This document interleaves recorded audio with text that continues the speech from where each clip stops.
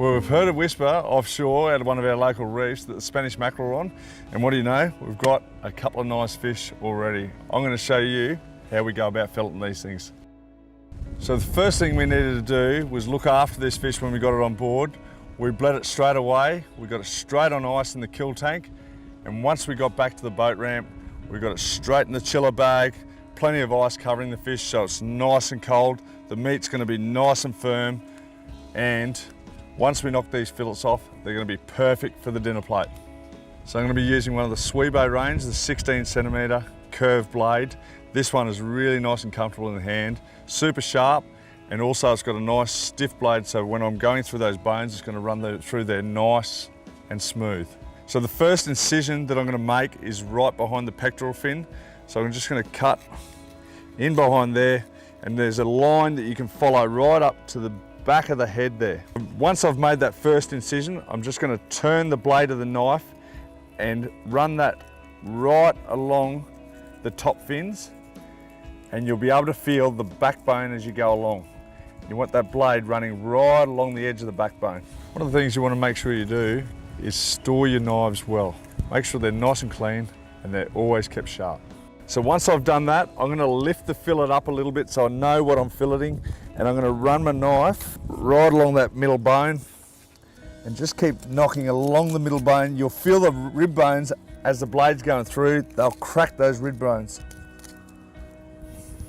So once I've started cracking those backbones and run it all the way down to near the tail, I'm going to spin the fish around. This is quite a large mackerel, so I want to try and get as much of the meat as possible.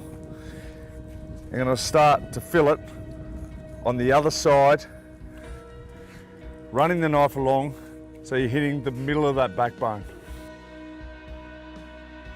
So I've nearly finished one side of this fish, and as I'm going along, I'm giving the blade a quick wash in salt water. I don't want any fresh water going on this fish whatsoever. So there we go. Nice fillet. Hardly any meat left on that side. And anything I have got, I'm going to give to the kids to use for bait. So once I've flipped it over, I'm going to make the same incision behind the pectoral fin, up towards the back of the head, turn the blade of the knife, and run it down along the backbone, right down to the tail. That knife is super sharp. It's the only way you want it. As you're filleting along, you're always guided by the backbone of the fish. And that'll mean you're maximising as much meat as you can, as well as keeping it as safe as you can. So I have left a little bit of meat on the backbone here, which sometimes will happen, but all I do with that is I'll run the knife along the backbone, and some of these little parts are absolutely magic for sashimi. I'll cut them up in small bits, a little bit of soy sauce, wasabi, beautiful.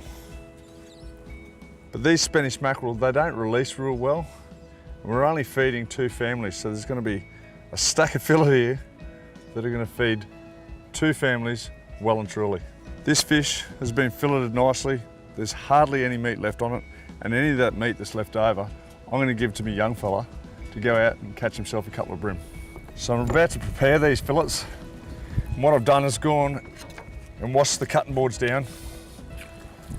So I want to make sure that there's no fresh water whatsoever on the flesh of these fish. So what I'm going to do now, there's a main bloodline that runs right down the middle of the fish, and you'll feel there's a whole lot of bones right down the middle as well. No one likes to eat natural bloodline of the fish. So all I do is run the knife either side of that bloodline. You'll feel the blade run along the edge of the bones, and it'll split the fillet right in half. And you know, you might think that that's a waste of fish, but right down the middle of there is a big fat bloodline that we don't want to use or eat as we're going along. I'm not going to waste this though. It's going to be bait as well. It's one of the best brim baits you'll ever get. And if you don't want to use it as bait, you can throw it in the crab pot and turn it into a couple of nice mud crabs. What I'm going to do now is turn these fillets into the perfect size portions for their family. That way you can bag them up into Ziploc bags, keep them nice and fresh, and only take out what you need at any one time. So once I've cut this fillet up, I'm going to put enough fish in there to feed the family one portion at a time. Once these fish are bagged up, we've got a cooler there ready to go, filled with ice. We're going to get them straight on the ice to maximise the quality of these fish. So Victorinox have been around for 130 years. They've got a rich history. I can still remember my old man using a knife just like this. I'm going to be using it for a long, long time, and I'm sure my young fella will. These guys have got a lifetime warranty on it. They're very, very good quality, and in my opinion, you won't find a better knife.